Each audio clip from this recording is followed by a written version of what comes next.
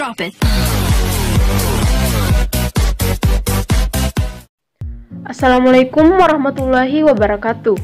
Selamat pagi dan salam sejahtera untuk kita semua. Perkenalkan, nama saya Siti Supiati dari jurusan Pendidikan Teknik Sipil dan Perencanaan Universitas Negeri Makassar. Pada kesempatan kali ini, saya akan menjelaskan contoh mengenai alur pengadaan barang dan jasa swakolola.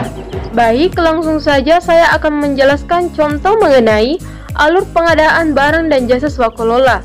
Terlebih dahulu, saya akan menjelaskan definisi swakolola.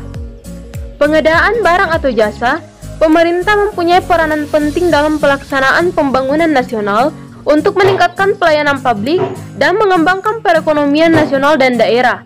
Pengadaan barang atau jasa sebagaimana diatur dalam pasal 3 Peraturan Presiden Nomor 16 Tahun 2018 dapat dilaksanakan dengan dua cara. Yang pertama yaitu swakolola, yaitu cara memperoleh barang atau jasa yang dikerjakan sendiri oleh kementerian, lembaga, perangkat daerah, organisasi kemasyarakatan, atau kelompok masyarakat. Yang kedua, penyedia barang atau jasa, yaitu pelaku usaha yang menyediakan barang atau jasa berdasarkan kontrak. Selanjutnya, saya akan menjelaskan apa tujuan dari swakolola. Pengadaan barang atau jasa melalui swakolola ini bermanfaat untuk kemandirian suatu daerah yang lingkup komunalnya kecil seperti pedesaan. Karena pada prinsipnya, swakolola akan memaksimalkan potensi sumber daya setempat dengan semangat gotong royong.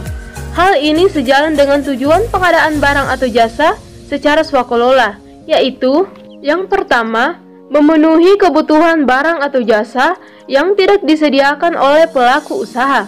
Yang kedua, memenuhi kebutuhan barang atau jasa yang tidak diminati oleh pelaku usaha karena nilai pekerjaannya kecil atau lokasi yang sulit dijangkau. Yang ketiga, memenuhi kebutuhan barang atau jasa dengan mengoptimalkan penggunaan sumber daya yang dimiliki kementerian, lembaga, atau perangkat daerah. Yang keempat, meningkatkan kemampuan teknis sumber daya manusia di kementerian, lembaga, atau perangkat daerah.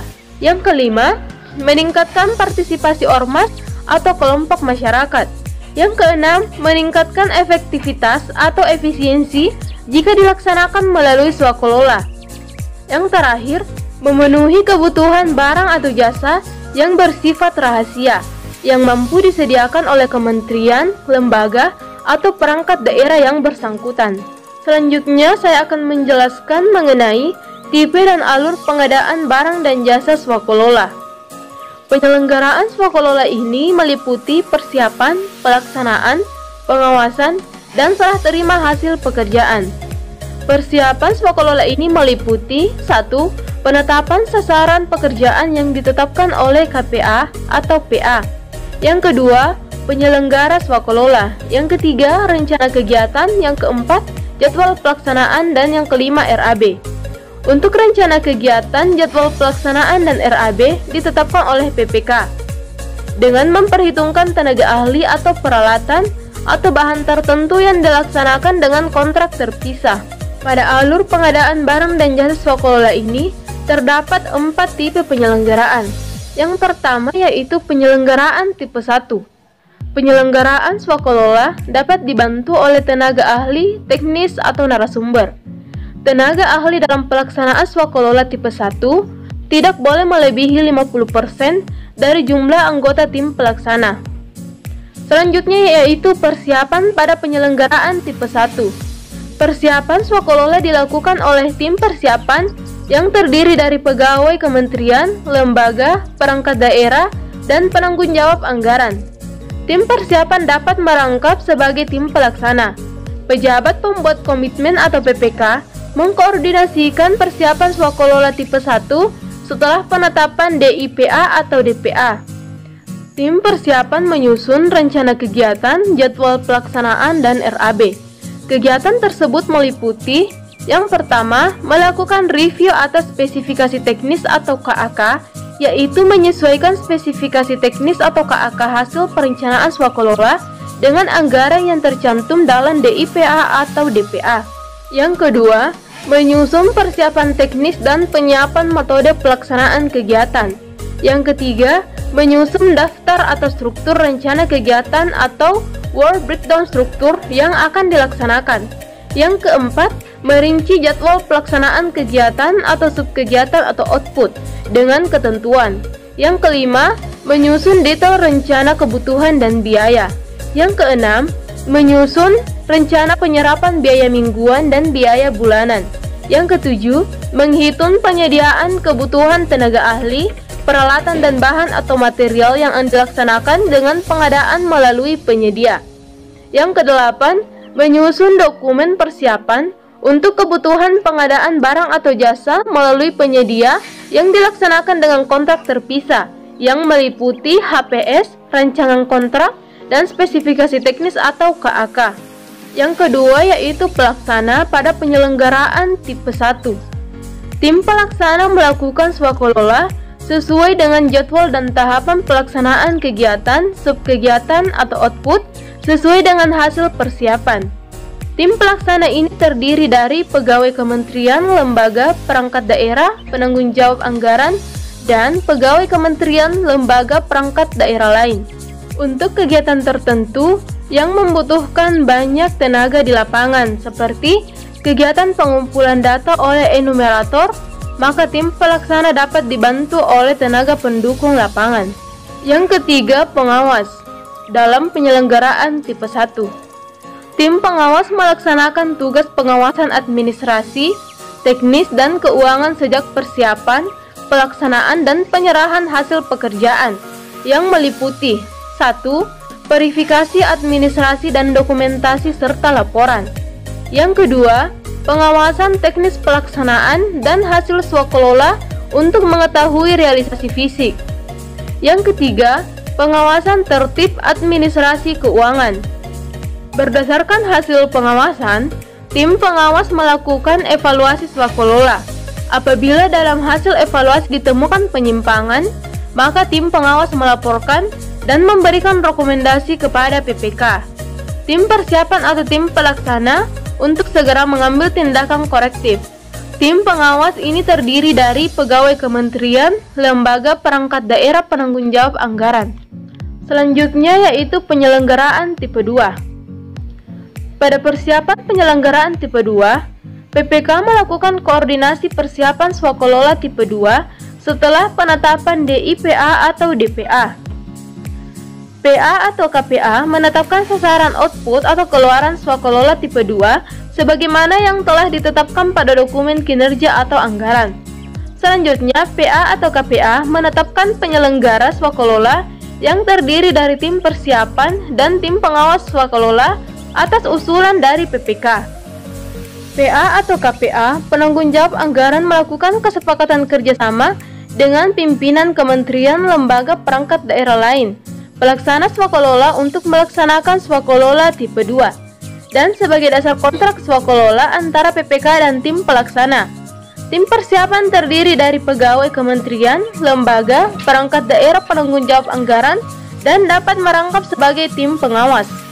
Selanjutnya, tahap pelaksanaan pada penyelenggaraan tipe 2. Tim pelaksana melaksanakan swakolola sesuai dengan jadwal dan tahapan pelaksanaan kegiatan, subkegiatan atau output berdasarkan kontrak swakolola yang telah disepakati.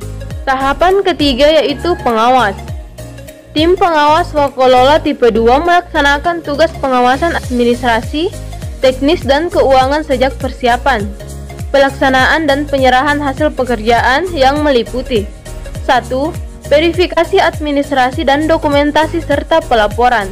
Yang kedua, pengawasan teknis pelaksanaan dan hasil swakolola untuk mengetahui realisasi fisik. Yang ketiga, pengawasan tertib administrasi keuangan. Berdasarkan hasil pengawasan, tim pengawas melakukan evaluasi swakolola. Apabila dalam hasil evaluasi ditemukan penyimpangan, tim pengawas melaporkan dan memberikan rekomendasi kepada PPK, tim persiapan atau tim pelaksana untuk segera mengambil tindakan korektif. Selanjutnya, penyelenggaraan tipe 3. Pada tahap persiapan, PPK melakukan koordinasi persiapan swakolola tipe 3 setelah penetapan DIPA atau DPA. PA atau KPA menetapkan sasaran output atau keluaran swakolola tipe 3 sebagaimana yang telah ditetapkan pada dokumen kinerja atau anggaran.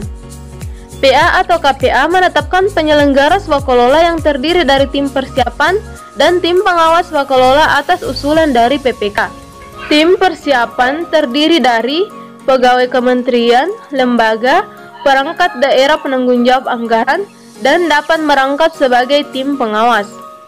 Selanjutnya pada tahap pelaksanaan, tim pelaksana melaksanakan swakolola sesuai dengan jadwal dan tahapan pelaksanaan kegiatan berdasarkan kontrak swakolola yang telah disepakati. Selanjutnya tahap pengawas.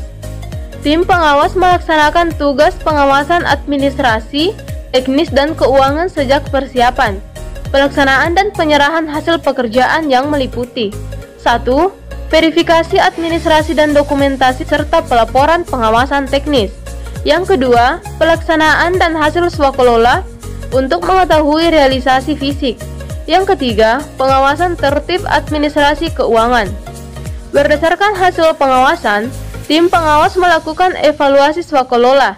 Apabila dalam hasil evaluasi ditemukan penyimpangan, tim pengawas melaporkan dan memberikan rekomendasi kepada PPK, tim persiapan atau tim pelaksana untuk segera mengambil tindakan korektif. Selanjutnya, penyelenggaraan tipe 4. Pada tahap persiapan, pimpinan kelompok masyarakat menetapkan penyelenggara swakolola yang terdiri dari tim persiapan, tim pelaksana, dan tim pengawas swakolola. Penyelenggara swakolola tipe 4 terdiri dari pengurus, anggota kelompok masyarakat pelaksana swakolola. PPK dapat menugaskan pegawai pada instansi penanggung jawab anggaran atau tenaga ahli, teknis narasumber untuk melakukan pendampingan atau asistensi penyelenggaraan swakolola. Tim persiapan swakolola tipe 4 menyusun rencana kegiatan, jadwal kegiatan pelaksanaan, dan RAB. Selanjutnya tahap pelaksana. Tim pelaksana melakukan swakolola sesuai dengan jadwal dan tahapan pelaksanaan kegiatan berdasarkan kontrak swakolola yang telah disepakati. Selanjutnya, tahap pengawas. Tim pengawas melaksanakan tugas pengawasan administrasi, teknis, dan keuangan sejak persiapan, pelaksanaan, dan penyerahan hasil pekerjaan yang meliputi 1. Verifikasi administrasi dan dokumentasi serta pelaporan pengawasan teknis. Yang kedua, pelaksanaan dan hasil swakolola untuk mengetahui realisasi fisik. Yang ketiga, pengawasan tertib administrasi keuangan. Berdasarkan hasil pengawasan, tim pengawas melakukan evaluasi swakolola. Apabila dalam hasil evaluasi ditemukan penyimpangan, tim pengawas melaporkan dan memberikan rekomendasi kepada PPK, tim persiapan atau tim pelaksana untuk segera mengambil tindakan korektif.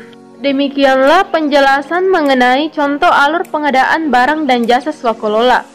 Mohon maaf jika selama menjelaskan atau yang dijelaskan terdapat kesalahan.